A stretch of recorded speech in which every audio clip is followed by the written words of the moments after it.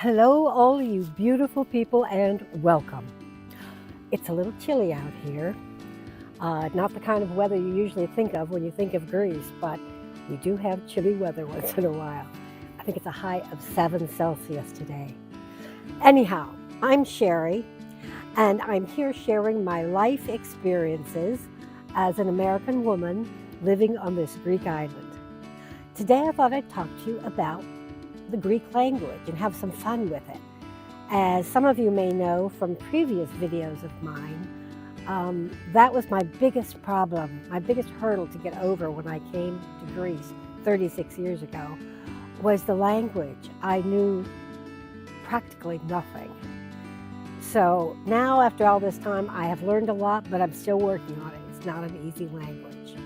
And the one thing that I have not been able to do is learn to understand and to use Greek slang.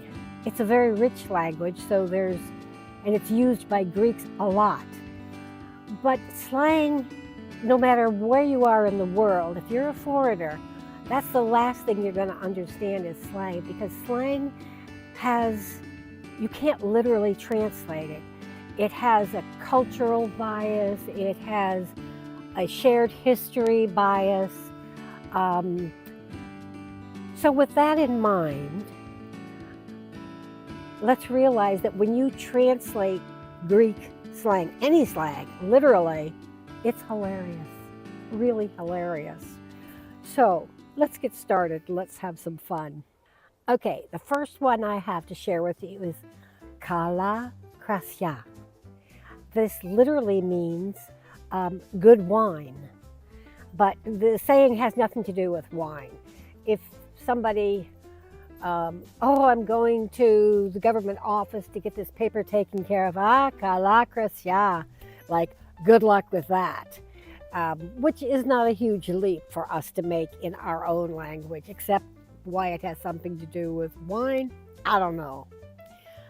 The next, and to me this is the funniest, is siga talachena, which literally translates slow the cabbage. No, it has nothing to do with cabbage. It's just a Greek way of saying big deal. I don't get the connection to the cabbage. No matter how I stretch my imagination, I can't get that one. Okay, after that we have itihi ehun aftia. That literally translates, I'm looking down at my notes because I can't remember all these Greek words. And that literally translates to the walls have ears, which, say our English saying of little pitchers have big ears. If there's children around, the children are listening, so be careful what you say. So it's kind of the same thing. Now we have pleroni tamalya. This translates to she paid her hair, or she paid all of her hair. This one I want you to think about. I'm not going to tell you what it means or how it's used. I've given you the literal translation, but take that and play with it, think about it, and see if you can extrapolate to what could they be talking about. At the end, I will tell you what it means. And you can leave a comment of what you think it means, and we'll see if you got it or not. All right, this next one, I need to give you a little Greek background culture to go with this. Greeks love donkeys. They're considered gentle, loyal, good-natured, and extremely patient animals. So this slang expression is sky gaidro, which means to burst the donkey. Burst donkey is literally how it translates. No, it doesn't mean we're going to hit the piñata, the donkey piñata. Keeping in mind what I just told you, what it means is if you're talking about someone who is really difficult and exasperating and hard-headed and pig-headed, good English slang, you would say sky gaidro. He's so difficult, he could burst the donkey. Okay, let's move on. The next one you hear quite a lot, used in many ways, but the way that I recognize it most is when I'm on the beach and the little children running around and misbehaving or not coming to eat their lunch, and the mother or grandmother is screaming, "Fafas xilo, fafas xilo. You will eat wood, you will eat wood." No, they're not going to hit him with a stick. It just means you're going to get a beating, or you're going to be hit, or somebody, guys that get in a fight, they would say, "Ooh, efagas xilo, he ate wood."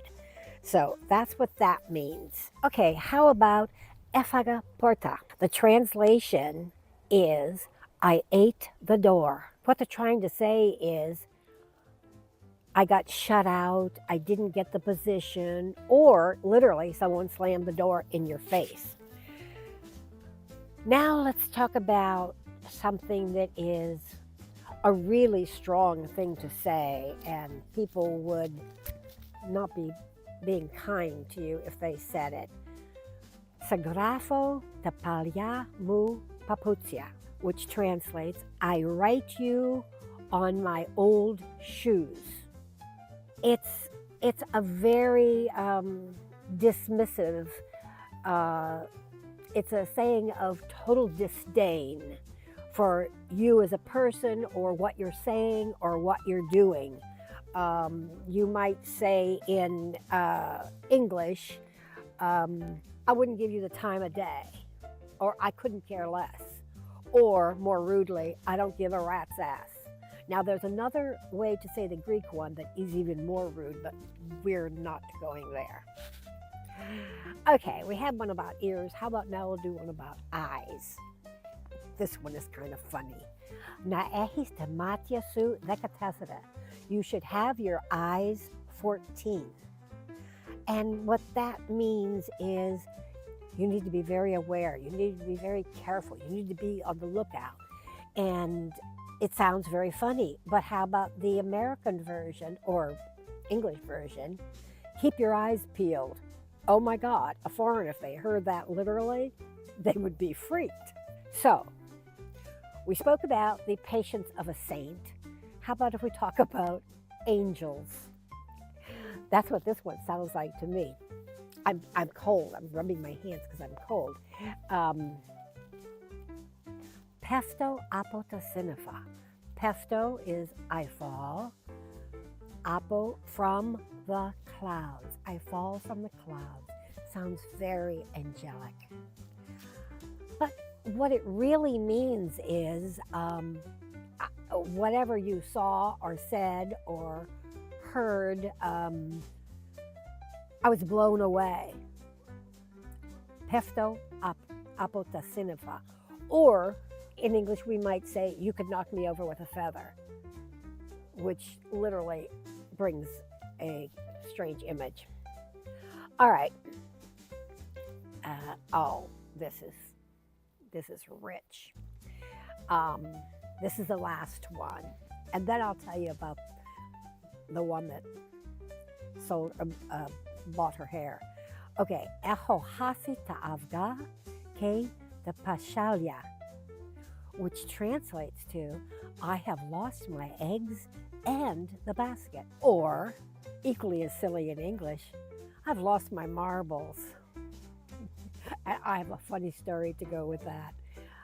Vasily's daughter, my stepdaughter, was in America when she came, and she speaks excellent English, by the way. But again, not slang. So we were in a gift shop, and I had bought a number of things, but one of the little package of these flat marbles to use in a flower vase to hold the stems up. And I went to the register to pay for them, and there was no money in my wallet. And for a split second, I kind of freaked a little bit, and then I remembered, oh no, Sherry, I had just been to the bank and I'd put the money in my pocket. So I give the money to the lady, and then trying to be amusing, I said, oh, I'm so sorry. I bet you think I lost my marbles. My stepdaughter picks up the little bags of marbles and says, no, Sherry, here they are. Oh, you gotta love language.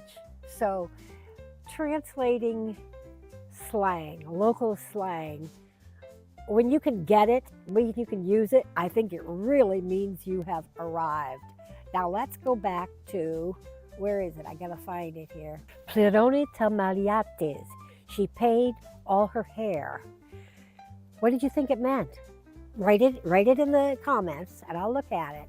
What it meant, she paid for it with all of her hair. In English, you might say, oh my God, she paid an arm and a leg for that. I don't know which is more harrowing, paying with all your hair or paying with the arm and leg. Okay, this has been really fun. I hope you enjoyed it. I hope it gave you a laugh, which we can all use these days. And if you did enjoy it, thumbs up. If you haven't subscribed, please subscribe. I'd love to see more of you. And please comment. Let me know if you learned something, if you enjoyed it, and think about your own local slang and what some of those things can mean literally and how funny they would sound to a non-English speaker. Ciao for now. Come back soon. Bye.